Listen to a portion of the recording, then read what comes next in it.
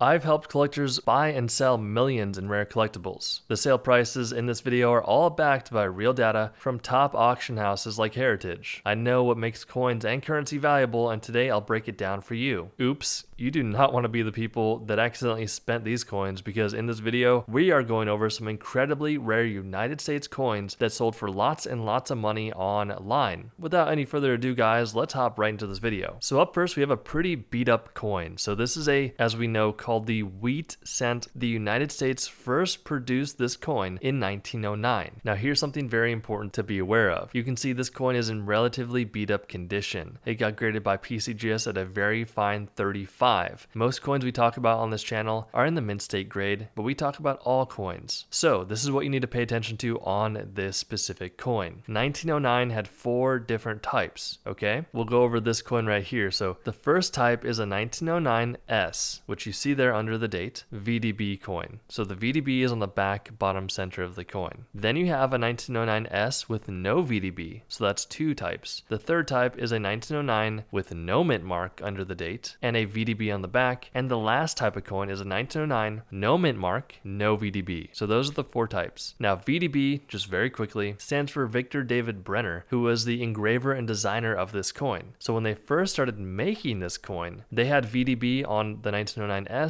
and the 1909 no mint mark. After a short period of time, the US Mint said, hey, that VDB is actually really distracting, let's get rid of it. So early on in the minting process, they got rid of the VDB and minted the rest of the coins, making those coins less valuable than the VDB ones. So what you want on your 1909 coin is to look out for the VDB, especially the 1909S VDB, because this coin, even though it's in low grade, sold for $1,140. Lots and lots of money for that coin. All right, we're hitting you with some pretty good ones right off the bat, so pay close attention to this one. This one got graded by PCGS at an XF40, so the coin is in not good condition. Understand that the better condition a coin is, the more money it's going to bring, but this coin sold for $1,620. It's a 1922 1 cent wheat penny. This is what you need to pay attention to. First of all, the front of the coin. You see how muddled it is? It does not have a strong strike. Well, the second thing you need to pay attention to is below the date, there is no mint mark. There should be a D mint mark there, but there is no mint mark there. So if you have those 2 things, that's good. The last thing you need is for there to be a strong reverse. Reverse means the back of the coin. So you see how clearly struck all of the features are on the back of the coin. That means the coin was struck with a strong reverse. So you need a 1922 no D with a strong reverse. Then you have this coin that can sell for a lot of money, just like this one that sold for $1,620. So if you didn't know, before the Roosevelt dime, the US was producing these Mercury dimes. So this one is completely in bad condition. NGC graded it at a good 6. Remember, the scale for grading goes from 1 all the way to 70, and this one got a 6. Yet, it still sold for $1,920, and here's why. So early on, some of these coins did not get a large mint run. A low mint run can result in a high premium for your coin. This 1916D 10 cent Mercury dime is a key date because the mintage was only $264,000, which in the world of coins is very, very low. Look out for the 1916D 10 cent Mercury dime because this one sold for $1,920. So the United States also produced this coin, which is a Walking Liberty half dollar. That's right, guys. It's a 50-cent piece from 1921. It's a genuine coin, highly collectible. People love it because it has a silver content of 90% and 10% copper. A beautiful coin overall. Even though this coin got graded by PCGS at an XF40, which means extremely fine, it was still able to sell for $3,720 because, once again, it's more of a key date. 1921 S coins are very rare for this specific variety. Guys, pay close attention because that is a lot of money for a Walking Liberty half dollar, $3,720. Before the Jefferson nickel, the United States made these buffalo nickels. Now these are really cool. Some of my favorite types of coins because you have this cool profile of an Indian on the front, and then in the back you have this beautiful bison. So very collectible coins. 1936 is a very important date to pay attention to because a lot of the time these buffalo nickels are not that expensive, but this one sold for $4,320 even though the condition is really not that good. PCGS graded it at an XF40, but this is what we call a sleeper coin. Not many people know what to look for on this coin, but the main area you want to be paying attention to is on the back of the coin. So this is what we call a 3.5-legged buffalo. You can see that the front leg looks like it's partially there, not fully there. If you have a 3.5-legged buffalo like this one, you're in for a treat because this one that graded at an XF40 was able to sell for $4,320. Man, we have some really awesome coins in this video. This is a 1-cent coin. So before the wheat cent penny coin, we had these Indian head cents. This one's from 1888 and it graded by PCGS at a VF, which means very fine, 30. So this is on the lower end of the grading scale. That means this coin was out in circulation for quite some time. So once again, this is a sleeper coin. You want to be looking for the 1888. It is a very, very small detail, guys. So you got to look closely on your 1888 coin. This is one you want to write down in case you ever come across this coin. So typically a coin like this in this condition is not going to be worth nearly $5,000, but this is what they call an 1888/7. So it's really, really small, but you want to look on the last 8. On the bottom left-hand side of the 8, there's going to be a small little bump. That bump is actually a 7 underneath the 8. What they did is they struck over the coin with an 8 because they accidentally put a 7 there. All you got to know is that look at your 1888 Indian head cent coin because you could have this really rare coin worth $4,680. $9,600 for this buffalo nickel. This one is a 1916 5-cent coin graded by NGC at a very fine 30. So again, lower on the grading scale. Just imagine finding the same coin in a high grade. There could have been someone in the 1930s or 40s who just spent this coin without knowing, later to find out that it's actually incredibly rare. And it's so cool that this coin passed so many people's hands before someone noticed it, kept it in their collection, and was able to sell it one day. So 1916, look very closely at the date. You can see there's very apparent doubling. Collectors call this a doubled die obverse. So the die that was striking this coin was accidentally doubled, causing this look. That's what made it sell for $9,600. Believe it or not, before the Washington quarter, we had these Barber quarters. So 1909 is a very rare date for this coin, especially the San Francisco minted variety. This coin got graded by PCGS at a very good 8. Very, very low grade for this coin, but still, it sold for $8,408.40, which is a staggering number for a coin like this. Typically, if it's not a 1901S variety of this coin, it's not going to sell for anywhere near this amount, but 1901S is a key date, so pay close attention to the 1901S 25-cent United States Barber quarter because that is where you're going to get a lot of value for a coin. This one sold for $8,408.40. Listen, if you enjoyed this video, it would mean the world if you hit that subscribe button, and we will see you guys in the next video.